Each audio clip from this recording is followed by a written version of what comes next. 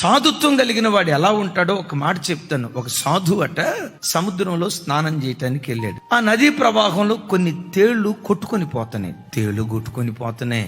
వాటిని ఎట్లాగైనా రక్షించాలని చెప్పి 2-3 తేళ్లు తీసుకుని ఒడ్డుకెళ్ళిన తర్వాత ఒడ్డు మీద వేద్దాంలే అని చెప్పి తన ఒంటి మీద పెట్టుకున్నాడట. ఈలోపు ప్రక్కమిట ఆయన అన్నాడట, ఏమయ్యా అది విష జంతువు అయ్యా, నీవంత మేలు చేసినా చూడు చూడు చూడు. అది తన బుద్ధి మార్చుకోవాలా. మేలు చేసిన వాడికి కూడా కీడు చేసే తన ప్రాచీన బుద్ధి మార్చుకోవాలా. ఎందుకు ఆ తేళ్లు ఒంటి మీద పడేసాయి అన్నాడట. అప్పుడు సాధువు అన్నాడట, దీనికి నేను ఇంత మేలు చేసినా అది తన స్వభావాన్ని మార్చుకోలేదే. ఇది నాకు కీడు చేస్తే సాధువుగా పిలువబడుతున్న నేను నా స్వభావాన్ని ఎట్లా నేను మార్చుకోగలుగుతాను? మేలు చేసిన వాడికి కీడు చేయటం దాని స్వభావం, కీడు చేసిన వాడికి మేలు చేయటం నా స్వభావం. అది యేసయ్య కాడెత్తుకుని ప్రభు దగ్గర మనం నేర్చుకోవాలి.